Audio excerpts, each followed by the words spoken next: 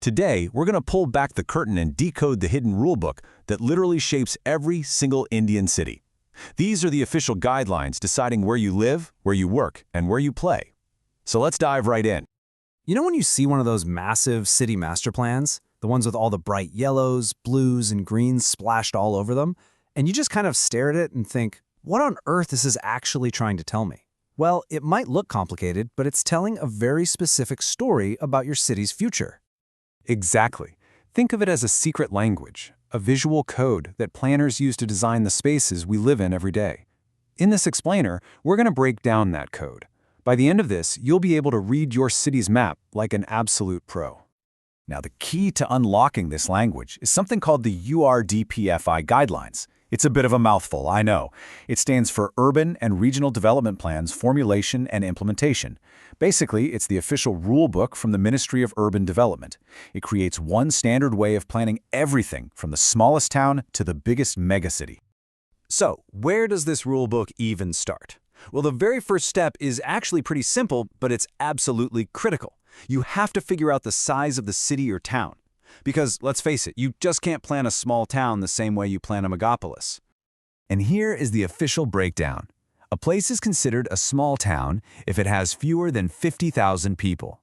But once it crosses that 10 lakh mark, that's 1 million people, it gets upgraded to a metropolitan city. And what about the absolute giants, like Delhi and Mumbai with over 50 lakh residents? Well, they get their own special class, megapolis. And this isn't just a label, you know. It directly determines the level of infrastructure and the kinds of services each place is designed to have. Okay, let's get back to those colorful maps we were talking about at the start.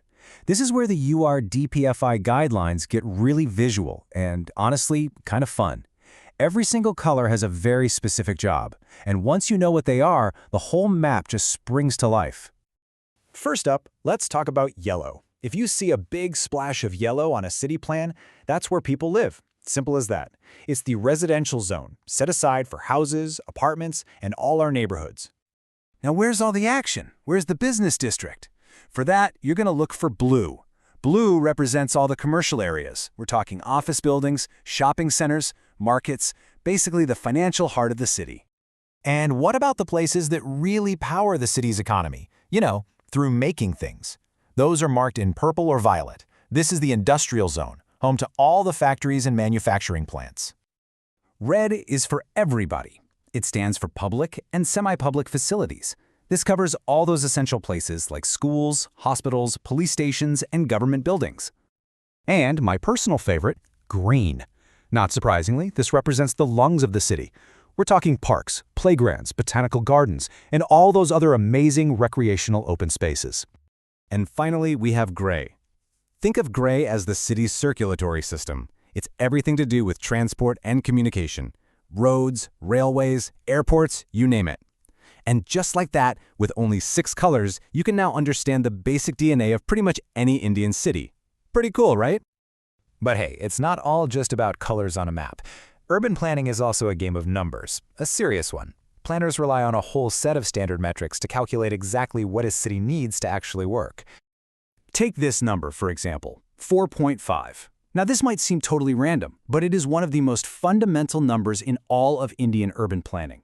It's the standard average household size. Planners use this single number to estimate everything from how many apartments a new building needs to how much water an entire neighborhood is going to use. And speaking of water, here's another super critical number. 135 to 150 LPCD.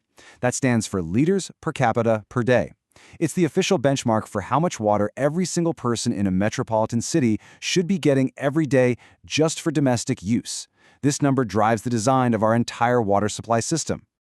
Planners don't just guess when it comes to services either. The guidelines are super specific. They recommend about 10 to 12 square meters of open space for every person, 1 primary school for every 5,000 people, a health clinic for every 15,000, and a police station for every 90,000. These numbers are literally the bedrock of how our communities are planned. So we have the city size, we've got the color codes, we've got the numbers. But how does all of this come together into one big, coherent plan? Well, the URDPFI guidelines lay out a really clear 4-stage process.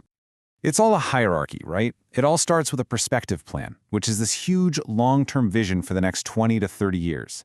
That big dream is then refined into a development plan. That's the detailed 20-year master plan for the city itself and also a regional plan for the areas just outside the city. And finally, all of that gets broken down into an annual plan, which details exactly what gets built each year. It's like a funnel, taking you from a broad vision down to concrete action. All right, you've learned the secret language, you've cracked the color codes, and you've seen the numbers behind it all.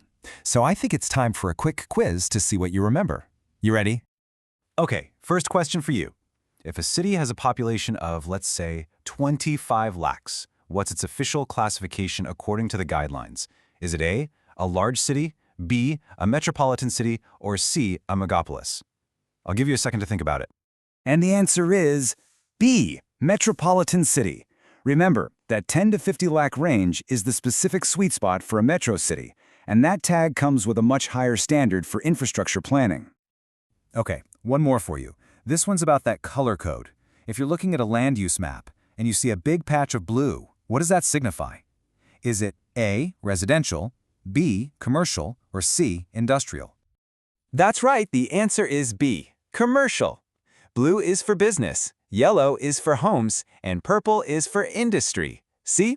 You're officially on your way to reading city maps. You got this. So look, the URDPFI guidelines aren't just some abstract rules in a book. They are the blueprint that is actively shaping the streets you walk on every single day. So now that you know the basics of the rule book, what do you see differently in your own city? And if you were the planner, what would you change?